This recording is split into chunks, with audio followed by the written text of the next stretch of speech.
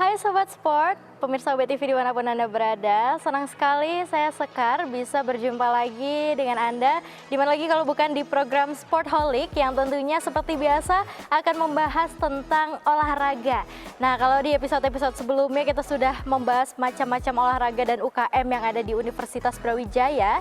Di episode kali ini saya akan bersama narasumber kita nanti membahas tentang olahraga yang unik, yang nggak cuma mengandalkan fisik gitu ya, tapi lebih ke pikiran. Kira-kira olahraga itu apa gitu kan? Langsung aja kita tanya langsung ke narasumber kita. Di sini sudah ada Mas Aji. Iya. Mungkin boleh perkenalan dulu Mas Aji ke pemirsa, nama lengkapnya siapa, dari fakultas apa gitu, dari prodi apa? Iya, perkenalkan nama saya Aji Bagus Wicaksono. Saya dari Fakultas Hukum angkatan 2018. Oke, panggilannya? Untuk panggilan sendiri bisa Aji, bisa Ajib, bisa juga Jiba. Oke, aku panggil Mas Aji gitu kali ya. Boleh. Oke, jadi Mas Aji, boleh dong diceritain Mas Aji itu menekuni olahraga apa sih? Gitu? Jadi saya di sini di UKM Brawijaya Chess Club ini saya menekuni olahraga catur kebetulan. Jadi catur ini udah didirikan pada tanggal 21 Februari tahun 2013. Oke, berarti udah lama banget ya UKM-nya gitu kan? Iya, udah lama. Oke pemirsa, jadi Mas Aji ini menekuni olahraga catur. Yang tadi aku udah bilang, olahraga ini justru nggak terlalu banyak menggunakan fisik ya Mas ya? Iya. Lebih banyak ke pikiran atau permainan strategi gitu ya. Mungkin boleh diceritakan lebih detailnya gitu Mas. Mungkin ada pemirsa yang belum tahu sebenarnya olahraga catur ini olahraga yang seperti apa gitu. Oke. Jadi olahraga catur ini olahraga yang dimainkan oleh dua orang saling berhadapan, hitam dan putih, di mana terdiri dari beberapa buah. Ada buah yang namanya pion, kuda, benteng, gajah, raja, dan menteri. Tugas dari seorang pemain yaitu untuk membunuh raja lawan. Gitu. Oke, jadi inti dari permainan itu adalah ketika salah satu pemain sudah bisa menguasai raja dari lawannya, seperti itu ya Mas ya. Oke, kalau dari Mas Aji sendiri, sejak kapan sih tertarik atau mulai menekuni olahraga catur ini? Kebetulan saya udah menekuni olahraga catur ini dari kelas 3 SD ya. Dari kelas 3 SD waktu itu ada guru SD dari ekstrakurikuler catur gitu. Banyak sekali di SD dulu, zaman dahulu itu ada ekstrakurikuler catur, ada karate, ada sepak bola. Kebetulan saya tertarik terhadap olahraga catur ini karena tidak mengandalkan fisik gitu. Oke. Karena kalau mengandalkan fisik itu riskan untuk cedera gitu. Oke, iya betul. Karena kalau di catur nih justru malah lebih membantu ini ya Mas ya, meningkatkan daya otak, daya ingat juga benar, gitu ya. benar. Luar biasa. Kalau dari Mas Aji sendiri, tadi kan udah dibilang ikut catur dari kelas 3 SD gitu kan. Apa yang membuat Mas Aji tuh bertahan gitu dari kelas 3 SD sampai sekarang masih ada di dalam olahraga catur gitu? Oke. Masih stay di sini. Oke, yang pertama mengapa saya masih bertahan dalam olahraga catur ini? Yang pertama tentunya karena karena olahraga ini mengandalkan otak dan pikiran. Kemudian yang kedua, risiko cedera juga karena sangat minim ya. Dibandingkan olahraga-olahraga seperti sepak bola, voli, atau olahraga fisik-fisik lainnya, olahraga catur ini sangat-sangat enak sekali. Dan juga ketiga, saya mendapatkan inspirasi dan juga mendapatkan motivasi, inovasi ini dari olahraga catur. Ketika saya bermain catur ini, saya bisa mengaplikasikan ide-ide yang ada dalam pikiran saya. Karena dalam catur ini, langkah apa saja yang ke depan ini adalah bebas dari diri sendiri dan tanpa paksaan dari orang lain. Oke, luar biasa. Berarti dari catur ini juga Mas Aji mulai menemukan ini ya, minat diri gitu ya. Ya, dan ide-ide menarik, ide-ide unik juga muncul karena berlatih di catur gitu ya, Mas Benar ya. sekali. Luar biasa. Oke, kalau dari Mas Aji sendiri kan join di UKM Brawijaya Chess Club ya. Iya, benar. Sejak kapan dan gimana rasanya gitu selama ini join di BCC? Tentunya saya selama ini di join dari Brawijaya Chess Club, saya dari 2018, saya sangat senang sekali. Terdapat banyak sekali perkembangan dan juga perubahan dari tahun ke tahunnya. Dari 2018 dahulu yang UKM Brawijaya Chess Club-nya sendiri itu fasilitasnya masih kurang, sampai sekarang ini fasilitasnya tentu sangat-sangat memadai. Dan saya sangat bersyukur tentang hal itu. Oke, berarti Mas Aji memang jadi melihat ini ya perkembangan dari tahun ke tahun gitu ya, Iya, karena benar. udah berapa tahun berarti Mas join di BCC ya? Berarti ini udah 5 berarti. Oh, 5 tahun ya, Iya, itu 5. bukan waktu yang singkat gitu ya. Iya, benar. Dan untungnya perasaannya masih sama, masih senang gitu, masih bangga gitu ya. Benar banget. Harus Oke. bangga ya pastinya. Betul. Oke, kalau dari UKM BCC sendiri, dari sudut pandang Mas Aji nih, teman-teman di BCC tuh gimana sih kayak prestasi yang diukir oleh teman-teman dari tahun ke tahun gitu? Oke. Untuk buat teman-teman BCC sendiri, aku rasa dari tahun ke tahun ini orangnya masih sama ya, tetap solid, kompak, dan juga tetap selalu saja berprestasi. Saya sangat suka hal itu. Untuk prestasi yang telah diraih dari tahun 2018 sampai 2023 tentunya banyak sekali ya. Saya tidak bisa menyebutkan satu persatu. Namun dalam satu periode terakhir ini, di tahun 2023, kami dari UKM Brawijaya Chess Club mengikuti turnamen internasional yaitu Kasparov Chess Foundation namanya. Oke. Ini Kasparov Chess Foundation ini adalah olahraga event nasional yang diselenggarakan oleh Grandmaster Garry Kasparov, yaitu Grandmaster dunia, Mbak. Wah, Oke. luar biasa. Kami mengikuti turnamen itu dan alhamdulillah kami mendapatkan 3 juara dan 3 kategori dalam turnamen itu. Kita menurunkan 3 tim kalau tidak salah.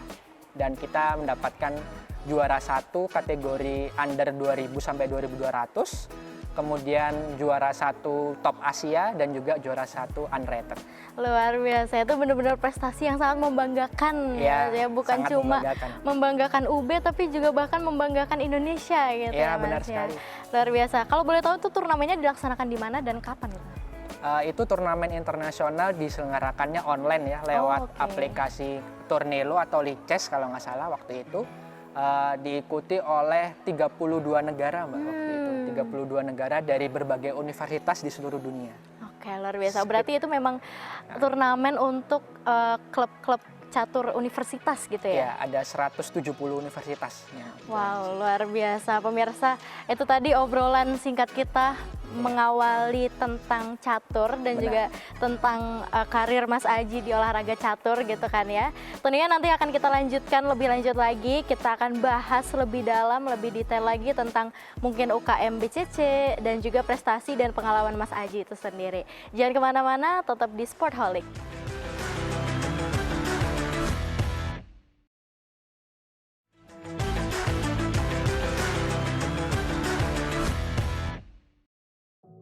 Hai Sobat Sport, balik lagi bersama saya Sekar Hayu di program Sportholic. Dan kali ini masih bersama narasumber kita, Mas Aji.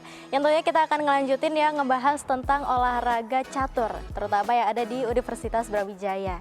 Oke Mas Aji, tadi kan kita udah bahas sedikit ya tentang mungkin prestasi yang pernah diraih oleh UKM BCC gitu kan. Sampai ternyata prestasinya itu sudah sampai di kancah internasional. Dan alhamdulillahnya membawa juara gitu untuk UKM BCC dan juga untuk Indonesia gitu ya. Nah, kalau menurut Mas Aji sendiri dari cerita tadi, apakah UKM BCC ini cukup mewadahi minat dan bakat dari anggotanya atau tidak? Dari pihak kampus ya? Iya. Oke. Dari pihak kampus sendiri alhamdulillah sangat mendukung kegiatan yang dilakukan oleh UKM Brawijaya Chess Club itu sendiri. Mulai dari segi biaya, segi fasilitas dari UKM Brawijaya Chess Club sendiri dari tahun ke tahun mengalami peningkatan yang signifikan. Hal ini berkaitan dengan apa yang saya rasakan di tahun 2018, di mana fasilitasnya itu agak kurang memadai. Kemudian setiap tahun 2019, 2020 fasilitasnya itu selalu meningkat. Ada seperti ada notasi catur, kemudian ada penambahan jam catur, ada juga terkait tentang buah catur dan juga lain sejenisnya.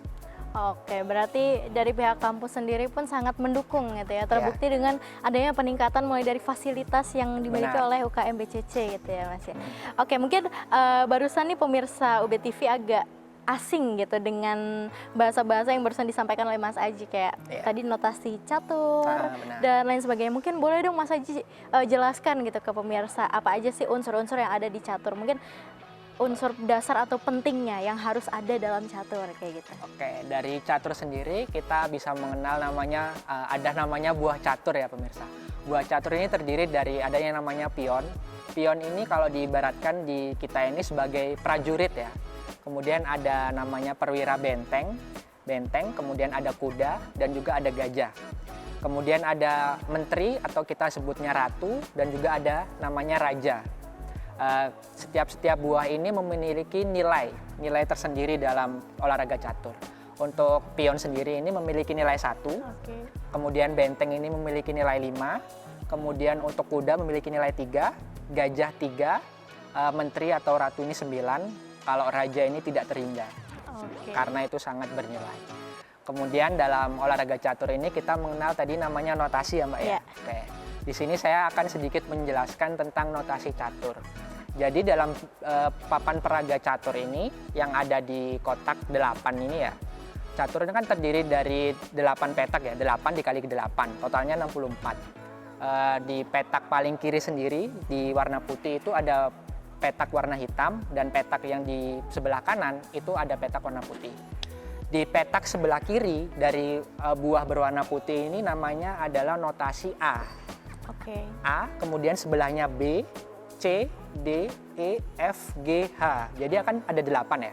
Ada A, ada B, C, D, E, F, G, H, 8. Jadi di notasi catur sendiri itu ada 8 notasi, ada jalur A, jalur B, jalur C, jalur D, jalur E, jalur F, dan jalur G, jalur H. Kemudian ada yang namanya A1. A1 ini berarti buahnya ditaruh di petak A1. Kemudian ada A2, A3, A4, A5, A6, A7, A8. Sesuai 8 dikali 8. Jadi seperti itu. Oke, luar biasa. Nah, kalau untuk fungsi dari notasi catur sendiri itu untuk apa, Mas? Oke, untuk fungsi dari notasi catur sendiri itu untuk merekam setiap gerakan lawan dan juga gerakan kita. Jadi semisal kita ini catur nih, misalnya catur klasik lah. Kalau catur klasik itu biasanya diwajibkan untuk menulis notasi, Mbak. Menulis notasi tersebut apabila terjadi ketidaksamaan terhadap notasi catur, misalnya kita menulis notasi catur E4 nih. Kemudian musuh menulis E5 misal, kan tulisannya beda kayak kita. Nah, kita ini bisa memperagakan mana yang benar-benar terjadi, apakah ini punya saya atau punya dia, mana yang benar. Jadi untuk fungsi dari notasi catur sendiri selain untuk merekam permainan dan juga untuk agar permainan itu berjalan dengan lancar dan adil. Oke, luar biasa. Berarti catur tuh bukan cuma sekedar menggerakkan buah-buah catur itu tadi sampai akhirnya mengalahkan si raja itu tadi ya Mas ya. Ternyata ada fungsi-fungsi lain dan ada nilai-nilai tersendiri dari masing-masing buah catur itu juga. Oke, kalau dari Mas Aji sendiri gitu kan, selama dalam karir olahraga catur ini dari kelas 3 SD sampai sekarang, pasti kan sering sekali mengikuti turnamen gitu kan. Mungkin Mas Aji ada nggak sih turnamen yang paling berkesan gitu atau yang paling membanggakan gitu? Boleh diceritakan. Kalau turnamen sendiri ya benar sekali, saya udah mengikuti turnamen dari kelas 3 SD ya, mulai dari tingkat kota, provinsi, nasional maupun internasional. Kalau yang paling berkesan sih menurut saya di periode 2022-2023, di mana saya bisa mengukir sebanyak 40 prestasi sebagai mahasiswa di Universitas Brawijaya. Kemudian untuk periode 2023 dan 2024 ini saya udah mengukir sejumlah 35 prestasi sampai sekarang. Wow, luar biasa. Berarti kurang lebih hampir 80 pasti lebih prestasi ya Mas Aji itu ya. Di mahasiswa, belum yang di bawahnya. Wah, luar biasa. Berarti memang perjalanan dari kelas 3 SD sampai sekarang itu benar-benar membuahkan hasil gitu ya Mas ya. Kalau gitu apa prestasi yang paling bikin Mas Aji bangga dari sekian banyak prestasi itu? Untuk yang paling bangga saya pada tahun 2021 ya, itu saya sangat mengikuti turnamen catur internasional Olimpiade kalau nggak salah Perhimpunan Pelajar Dunia atau PPI Mbak. Itu diselenggarakan oleh Perhimpunan Pelajar Indonesia. Ini yang diikuti oleh berbagai perhimpunan pelajar universitas di seluruh mahasiswa Indonesia yang ada seluruh di dunia gitu. Oh, oke.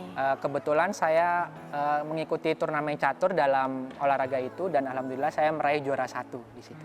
Luar biasa, meraih juara 1 di turnamen internasional. Iya, ya, Mas, benar. ya. Berarti mewakili Indonesia. Benar, Indonesia. Luar biasa. Berarti Mas Aji ini merupakan seorang atlet catur nasional gitu Iya. ya. Oke, pemirsa, tentunya kita akan bahas lebih lanjut lagi. Nanti kita akan tanya-tanya Mas Aji, gimana kok bisa gitu jadi atlet nasional? Perjalanannya seperti apa saja perjuangan yang telah dilakukan oleh Mas Aji. So, jangan kemana-mana, tetap di Sportholic.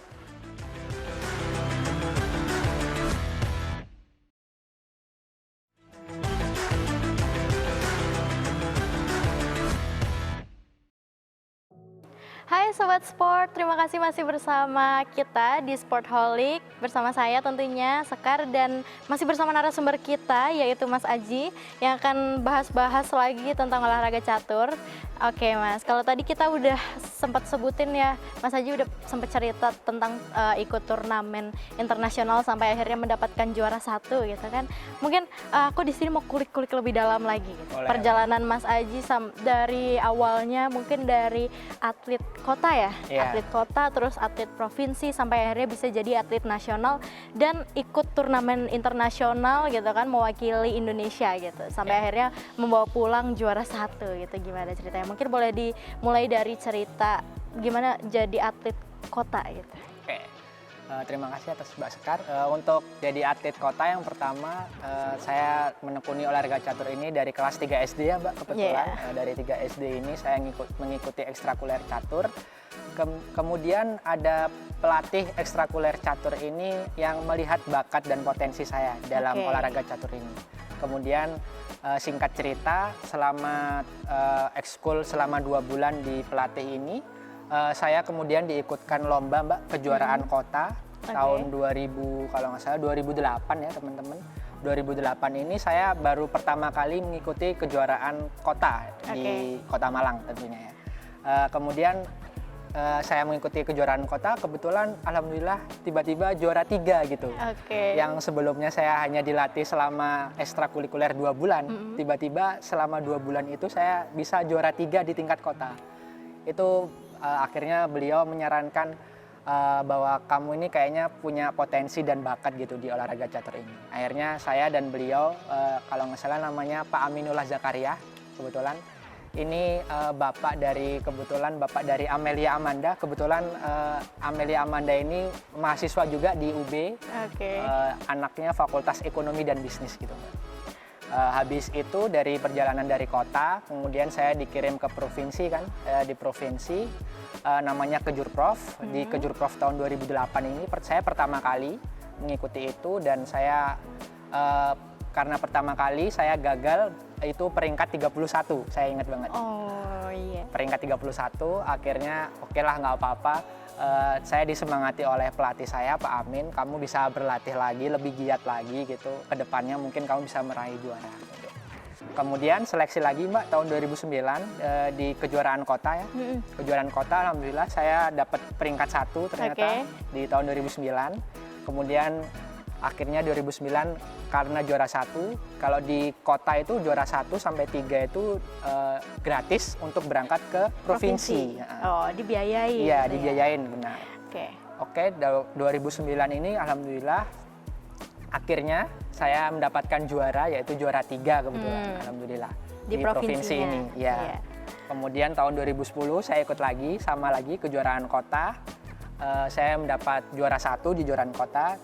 Dan untuk 2010 ini kejuaraan provinsinya ada di Tulungagung, Mbak. Saya meraih juara 2. Meningkat ya, Mas ya. Semakin meningkat gitu. Dan 2011 sampai 2012, 13, 14, 15, terakhir 2015. 2015 saya baru berhenti untuk mengikuti Kejurprov karena terkendala umur. Karena sudah mencapai batasannya. Iya, kalau batasannya itu 2015 mungkin saya udah di kategori A mungkin. Terus nggak pernah berhenti untuk semangat ikut lagi sampai akhirnya ada peningkatan gitu ya, Mas? Iya, ada peningkatan setiap tahunnya. Betul. Nah, terus dari yang Kejurprov gitu kan, Mas, bisa ikut ke Kejurnas, itu gimana ceritanya? Kalau ke Juruprof ini ada kriteria tertentu yang diambil untuk berangkat nasional gitu kan, Mbak. Oke.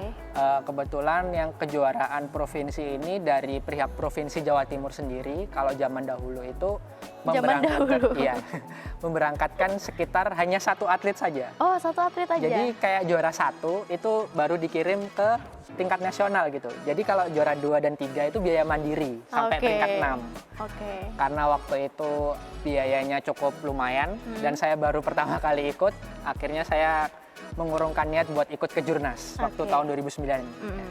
Dan waktu 2010 alhamdulillah berkat dukungan Percasi Kota Malang, yaitu kalau nggak salah dulu di zamannya Pak Heldi, Mbak, kalau nggak salah, saya diberangkatin ke kejuaraan nasional di Manado untuk pertama kali. Dan itu saya pertama kali merasakan pesawat. Oke. Luar biasa ya Mas, ya pasti itu pengalaman yang berkesan, menyenangkan juga ya Mas ya. Menyenangkan sekali. Kalau dari persiapannya nih, mungkin aku mau bahas yang di Kejurnas aja gitu, sampai membuat Mas Aji menjadi seorang atlet nasional, atlet catur nasional. Atau mungkin yang dari nasional ke internasional, tuh persiapannya kayak gimana tuh? Berapa lama dan kayak gimana?